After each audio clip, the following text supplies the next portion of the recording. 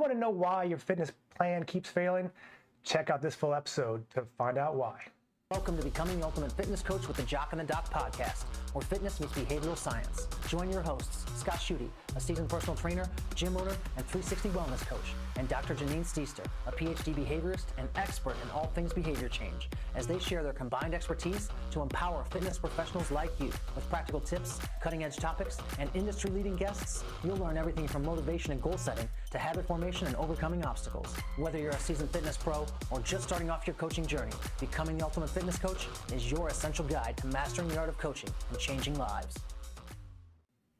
So typically we talk to coaches, but today this video is for everybody, because whether you're somebody that's been trying to figure out your fitness plan and you're just really frustrated that it's not working over and over again, or if you're a coach working with clients that have had that experience or coming to you with those challenges, this video is really going to highlight a couple of the key reasons why we're having this struggle. So the first one that I want to talk about is this notion of unrealistic goals. So I know you talk to clients all day long, every day. Walk me through what you're thinking when you hear that. Yeah, so I love the clients that come in that they're very excited to get started and they want to reach their goals as fast as possible. Yep. But when I hear their plans, it's a 75 hard, it's a whole 30, it's a dry January, it's like cut out everything bad, just chicken and vegetables. And as a young trainer, I was excited for this too. I was like, well, I know if you cut out all these things, you'll get the results. But I also seen failure over and over and over and over and over again, because these are not realistic. They don't match up with what is going to work for the person. Yeah, and there's a lot of factors in that. One of them is that, and we've talked about this before, is that it's easy to grab onto somebody else's goals. The ones that you hear on, or you see on social media, hear in advertising, or just at a family or friend function. People are talking about that. It's like, yeah, that's my goal. That's what I should do. Or you're thinking about what you used to be and what you used to do, but you're a different person now, or you're an evolved person. So really thinking about, what do you want today and now, which I think is part of, like, what are your physical goals and what does that look like, and what are your, like, body comp and weight kind of goals. And is it around how you look? Is it around how you feel? Is it around how you move? What does your lifestyle look like that pertains to that? But really just spending time communicating either with yourself as you're researching things, or with a coach about what does that pain point feel like, and why? And is it a perception about who you should be, or is it really reflecting what you care about? And to me, this is why it's so important to have a coach or mentor or friend or something like this, because I see some people come in and they have very conflicting goals, in the sense of, my guys are the worst at this too. They're like, okay, I want the arms to be bigger, but not too big. I want to lose through the midsection, so I want to drop some body fat, and I want to improve my bench press in this other lift. And so it's all these things are random, kind of all over the place. They're like, yes, on paper it look good. The analogy I always use of, like, I would love to learn how to speak Spanish. It's just the part of, like, learning how to do it that I don't really like. So it's more like, a lot of people come in and they love the idea of it. But it's more important if we can break down, like, why do we really want these goals? And so so I have grandkids, I'm trying to keep up with them. Like, then it doesn't matter what your bench press is. Yeah. We need to make sure that you could move. And so just doing some movement, like, is going to be beneficial. Maybe you are a little overweight and losing some of that weight is helpful. So maybe we need to make some tweaks. But, like, going from 0 to 100 overnight, I see nothing but failure over and over again. And even if people do have some success, and that's typically when you see these big transformations, and people love to post these pictures. I used to be one of these guys too. It's like 12 weeks, like, look at this major transformation. But if you follow these same people, and the people that usually make these extreme transformations are very extreme people, and they can make these big changes. But if you follow them for the next 12 weeks, you'll probably see them starting to get pretty close to where they started beforehand. If not even further, right? Well, and this kind of brings me to my next point about, like, what is your personality? What is your lifestyle? Who are you? And we were both at the gym this morning, and I don't know if you were overhearing this conversation, but a conversation I was overhearing was, there was somebody who is very successful in business and overall all the markers of life. And there was this big conversation about how this person was like, well, I want to cross train well. I want to be able to run, like a lot of miles, 2-digit kind of miles. I want to be able to lift. I want to do all these things. And the person that they're having this conversation with is like, well, why do you want to do those things? Well, I just want to be able, if I want to run and do something, I want to excel at it. If I want to lift something, I want to excel at it. And it was a very circular conversation from an outside perspective. And what I was pulling from that is this person's used to being very successful in a lot of other facets of life. So was really kind of taking on this fitness journey, and this fitness plan is something that I'm supposed to be good at everything, right? And I was registering this and thinking, we're going to get injured, we're going to get frustrated, we're going to drop the ball somewhere, and this person's going to get really frustrated because they're not used to not succeeding. So who are you? What is your lifestyle? Just because you are a certain type of person or in a certain facet of your life, let's say work or things like that, that may not fit you on your fitness journey. But thinking about, am I an extreme person? Am I a moderator? Am I somebody that doesn't want to be rushed and likes small steps? Do I really like to have a plan and stick to it? Or do I get wigged out 2 days into a plan and that much structure I can't have? Yeah. But understanding that, and then back to your point of, do I just want to move better? Am I tired of being achy and creaky? Do I want to keep up with grandkids? Do I just want to be able to go play pickleball with my friends and not hurt for 2 days afterwards? So really walking through that list and thinking about why you want to do this, as opposed to it's just something to conquer. Because if you go conquer it, it'll unconquer itself.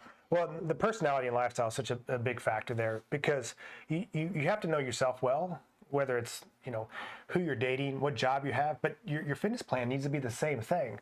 Yeah. We were watching a video the other day where this, I think he was a doctor, and he meal prepped for 4 months. He went to Sam's, he bought 4 months worth of chicken and rice and beans and sweet potatoes, and he meal prepped all day, and he had like a big tub, like a storage tub kind of container, and then he was like mixing it all up and put it in small containers. And then I have another client, they're like, they won't eat leftovers. So you have to know yourself well enough to do that. And as a coach working with these type of people, there's a few parameters we need to be in. Someone wants to lose weight. We need to be in a calorie deficit. There's not too much smart debating on that. Yeah. People will try though. But there's hundreds of different ways to get there. If someone came in and they're like, I like eating 6 meals a day. Cool. We can make that work. We can do 6 meals a day. We just still have to be a calorie deficit. If someone comes in and they're like, well, I like to eat in my 8-hour window. Cool. We can make that work. Yeah. I've been doing this for close to 20 years, and I've seen the pendulum swing hard. When I first started, it was 6 meals a day. You got to keep the fire burning or some shit like that. You need to eat every few hours kind of deal. And now it's like, well, you need to eat it on this 8-hour window. And I still see gyms and coaches, they're giving this plan. You have to eat 6 meals a day. Or you need to go intermittent fasting, and you need to eat in this time-restricted eating window. And I'm like, which one do you prefer doing? Like, I look at a client, what are they currently doing? If they don't eat breakfast, I'm not going to try to force in breakfast as one of their first things. Yeah. If they are eating a bunch of those meals, I'm going to start to tweak those. So take what you're currently doing and find the small adjustments to that. We talk a lot about this in this minimal effective dose. So instead of thinking, what's the biggest swing you can make? Like, what's the smallest thing you can change in what you're currently doing to see you getting closer to your goals? Yeah, and I think the takeaway on that one too is that it doesn't have to be painful. It doesn't have to feel like you have overhauled your life. People feel like they have to redefine who they are completely sometimes to do these fitness plans. And the goal is actually to still be yourself and have that lifestyle that you want. Now, over time, when you are moving better, feeling better, maybe you've lost some weight, you have different newer next step goals, but you don't have to redefine yourself. And then back to those preferences, like, we've got somebody we work with that lost a decent amount of weight and still doesn't like veggies nor eats them. Yeah. Now, the key for that person is to supplement their diet in other ways to make sure they get some of those nutrients in. But the point is it wasn't about, you have to have this perfectly balanced meal plan to do that. Found it in a way that fit that person. They did a nice job with that. And as long as their nutrients are still fueling their body, we don't have to, as an adult, figure out the veggie things. So the next one, and the last one that I think we have to also acknowledge, is that as a society, we're constantly developing new technology, our iPhones, just thinking about how much technology are in those little things, to now AI is real prevalent, all these things. We love the easy button. We love how little can we do for the biggest impact. Yep. Ironically on that though is people want these quick fixes, and that's why, you know, some of the things that you see on the market, you're like, how do they make millions and billions of dollars selling this stuff? They do it not because it works, but they're making money because people are attracted to that easy button.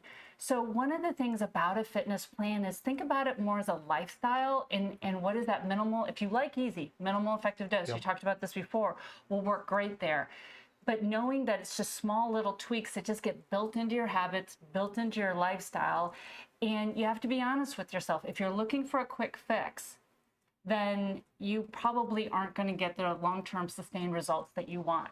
So you got to own that. If you're going after the quick fix, then understand why it's not working and why it's failing. Yeah, and I see kind of two parts of this. Like one is people are not very patient with like how long this takes. Like most of the people that I see come in that want to lose some weight, they're 10, 20 pounds overweight, and they've done it over a 10, 20-year time frame. So they're like 1 to 2 pounds per year. So it's not like, you know, overnight it went up. Don't get me wrong, COVID kind of spiked it up a little bit faster for most people. But being patient with that. And then on the other side, I do want to make it easy as possible. I like to think of, it doesn't have to be every day, but most days, find a short period of time, 30 minutes to an hour, that is uncomfortable. That is, you know, going for a run, that's working out, that's doing sauna, ice bath is popular. You're doing something uncomfortable to, it could be just making your mind more sharp. It could be just putting stress on your body. It's working out to build muscle. I'm okay with that. And I think there's some benefits to that. But the rest of the time, outside of that 30 minutes to an hour where you're doing some sort of training, I want it to be as easy as possible. And easy is different for different people. Like some people getting 10,000 steps a day in is very easy. They're just automatically already do that. So like that's not such of a goal. Other people, it's very difficult. Some people getting the protein in is very easy. Some people very difficult. So like, how do we find this easy? Like if I'm telling someone that's not used to eating breakfast, it's like, okay, I need you to get up earlier. I need you to cook some food. And I need you to do this many whole eggs, this many egg whites, and some Applegate turkey bacon, and do some berries. So you have this well-balanced breakfast. Like that's a lot for some people. Versus like, just get up and have a shake. You know, we need to find ways to fit into the parameters of, we need to be in a calorie deficit. We need to make sure we're getting enough protein. We need to make sure we're getting enough healthy fats. Fiber is ideal long-term. So we're hitting a few of these things. But then after that, it's just fitting it. So how do we make it easy? Because we are hardwired to want to eat the donut. We are hardwired not to want to work out hard. And so the easier we can make this time outside of the training, the better we're going to have for long-term success. Yeah, and to me, when I talk about like this quick fix isn't going to get you, a lot of it, in it, because I wanted to clarify my definition of this too, is oftentimes they're illogical.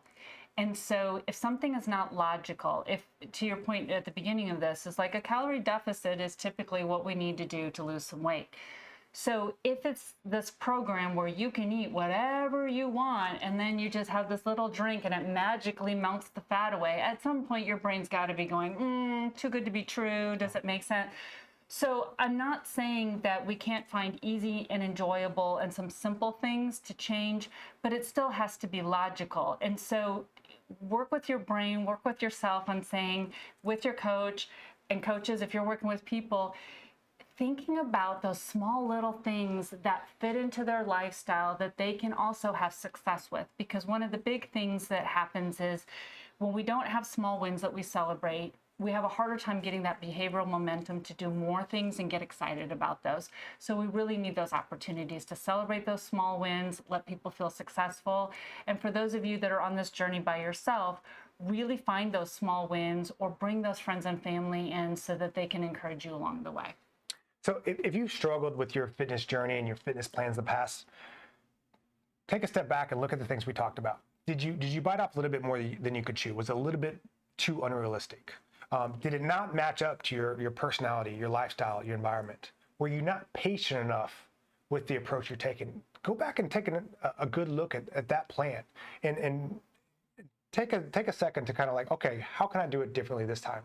This is why we're so big on teaching coaches the behavior science part of this. Because on paper, this is easy. I can write out an exact meal plan with the exact calories and macros. I can write out the exact workout plan. And if you follow this, you'll get the results you want. But we're working with people. We're working with people that have higher priorities than their fitness. I'm sure that's you. If you have a work that you need to make money to live, that should be probably a higher priority than your fitness. If you have a family and kids you're taking care of, that should probably be a little bit higher priority than your fitness. But that doesn't mean that we can't also take care of our fitness with also having those other priorities. We just need to make it so it fits into our lifestyle, our environment, set up some realistic goals, and be patient with the path that we're taking. So hopefully you found this helpful. If you've been thinking about this or have your own insights on this, we'd love to have your comments, thoughts on this. Coaches, if you've been working with clients and this resonates, talk to us about it or tell us what you're doing along those lines. And we look forward to seeing you next time.